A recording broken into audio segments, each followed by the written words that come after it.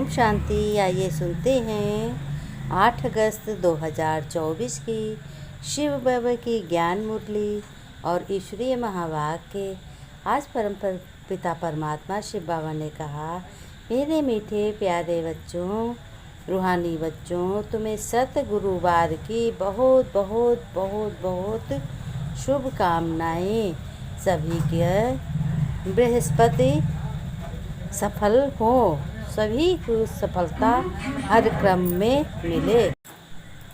बाबा ने कहा, सर्विस सेवल बच्चों को सारा दिन सेवा की ख्यालात चलते रहेंगे और वही सबसे श्रेष्ठ बच्चे बनेंगे। बाबा ने कहा, सर्विस नहीं करते तो समझा जाता है बुद्धि नहीं चलती, जैसे कि बुद्धू बैठे हैं। भगवान बाबा ने कहा, जैसे कि बुद्धू बच्चे बैठे रहते हैं, उसी प्रकार से बुद्धि बन जाती है। भगवान ने कहा, पद्मपति तो सर्विस से ही बन सकते हैं जब बच्चे सर्विस करते हैं, परंतु बच्चों अगर सर्विस में ज़रा भी कदम नहीं उठाया तो फिर पद्म कैसे पाओगे तुम? ये भी तो सोचो। भगवान ने कहा, मैं तुम रूहानी बच्चों का बाप भी हूँ, टीचर भी हूँ और सतगुरु भी हूँ। फिर सिर्फ यह 3 अक्षर भी याद रहे तो तुम बहुत सर्विस कर सकते हो। फिर बच्चों, बाप से ऊंच पद लेना है तो पुरुषार्थ भी ज़रूर करना पड़े। पढ़ाई बच्चों याद होगी तो ज़रूर 84 का चक्र भी याद आएगा। भगवान ने कहा, जिनको यह याद रहता वह औरों को भी ज़रूर याद दिलाते हैं। हर एक को बच्चों अपनी जांच करनी चाहिए, हम बाबा को याद कितना करते हैं। फिर शिव बाबा ने कहा, या और तरफ बुद्धि तो नहीं चली जाती? बाबा तुम्हें रोज़ कितनी मीठी मीठी बातें सुनाते हैं, ये ब्रह्मा बाबा ने कहा। फिर कहा, सिवाय बाप के और कोई की याद नहीं आनी चाहिए। अगर आनी भी चाहिए तो पहले बाप की याद आए, उसके बाद में किसी दूसरे की याद आए। याद दूसरे की ज़रूर आए, लेकिन उस याद में बंधना नहीं है। अब तुम्हें और संग तोड़ एक संग जोड़ना है। भगवान ने कहा, तुम्हें संग अच्छा सत्य संग जोड़ना है।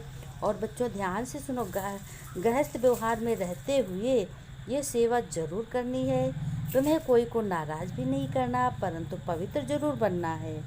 भगवान ने कहा, मेरे मीठे बच्चे, बाप, टीचर और सतगुरु, यह 3 अक्षर याद करो तो अनेक शिफ्ते विशेषताएं तुम में आ जाएंगी और तुम श्रेष्ठ बन जाओगे। अपने घर गृहस्थ को लाते हुए, घर संबंध से प्यार करते हुए, और तुम्हें पुरुषार्थ करना है। प्यार जानो कि पहले भगवान को याद करो, अपने पिता को याद करो, फिर कोई भी कर्म करो, फिर किसी को भी याद करो। प्रश्न में बाबा ने कहा कि इन बच्चों को हर कदम में पद्मों की कमाई जमा होती रहती है। भगवान शिव बाबा ने कहा, उत्तर में सुनो बच्चों, तुम्हें बहुत ध्यान से सुनना है। जो बच्चों अपना हर कदम सर्विस में बढ़ाते हैं और वही बच्चे पद्मों की कमाई जमा करते हैं। अगर बाबा की सर्विस में कदम नहीं उठाएंगे तो पद बताओ बच्चों कैसे पाओगे?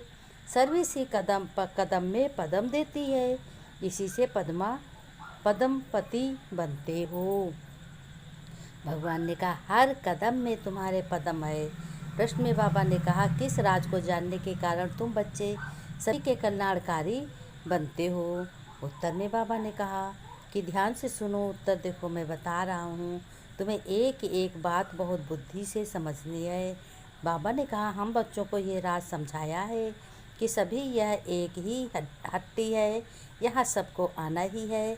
ये बहुत गूढ़ राज है और बहुत गूढ़ ज्ञान है। इस राज को जानने वाले ही सबके कल्याणकारी बनते हैं। बाबा ने कहा, रूहानी बच्चे, ये तो हर एक जानते होंगे कि बाबा हमारा बाप भी है, टीचर भी है और सत्य गुरु भी है। बच्चे जानते हैं कि जानते हुए भी घड़ी घड़ी बच्चे अपने बाप को भूल जाते हैं। यहाँ जो बच्चे ज्ञान सुनते हैं और दूसरों को सुनाते हैं, वह जानते तो होंगे ना, परंतु वो भी कभी कभी भूल जाते हैं। भगवान ने कहा, देखो बच्चों, दुनिया वाले तो बिल्कुल नहीं जानते। बाप कहते हैं सिर्फ यह 3 अक्षर भी तुम्हें याद रहे। तुम तो बच्चे रोज़ ही सुनते हो ज्ञान, रोज़ तुम अपने परमपिता परमात्मा की याद कर ही काम की शुरुआत करते हो। और बाबा ने कहा, घर में मित्र संबंधी याद बहुत आते हैं। कोई भी आए तो समझाना चाहिए कि जिसको भगवान कहा जाता है वह बाबा भी है, टीचर भी है और सतगुरु भी है। ये बच्चों याद हो तो भी ठीक है, और कोई की याद ना आए, पहले बाबा की आए उसके बाद में किसी भी याद आए। बच्चे जानते हैं हमारा बाप है, परंतु कोई कोई तो ऐसी पत्थर बुद्धि है जो 3 अक्षर भी धारण नहीं कर सकते। भूल जाते हैं कि ये बाप हमारा है, सतगुरु है, बेहद का बाप है, तो ज़रूर बेहद का वर्षा देंगे, बहुत सुख देंगे, बहुत ही ज्ञान देंगे, बहुत ही अच्छी समझ देंगे, अथाह चीज़ देंगे, सुख बहुत देंगे और दया भी बहुत दृष्टि की करेंगे। भगवान ने कहा कि याद ही नहीं आनी चाहिए और संग तोड़ एक संग जोड़ना है। किसका संग? भगवान का। यह है किसके कल्याण करने की युक्तियाँ।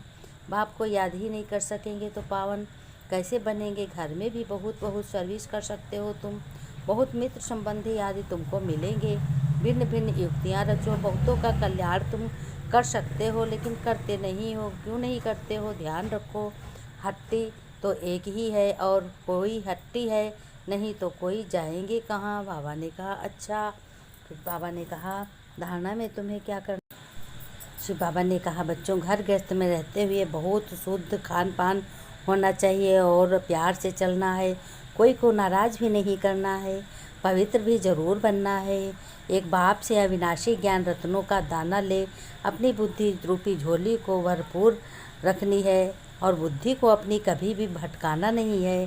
पैगंबर बन सबको बाप का पैगाम यानी बाप का परिचय देना है, सभी को सुख देना है, सभी को दया करनी है सभी पे, और कोई भी लड़ाई नहीं लड़नी है।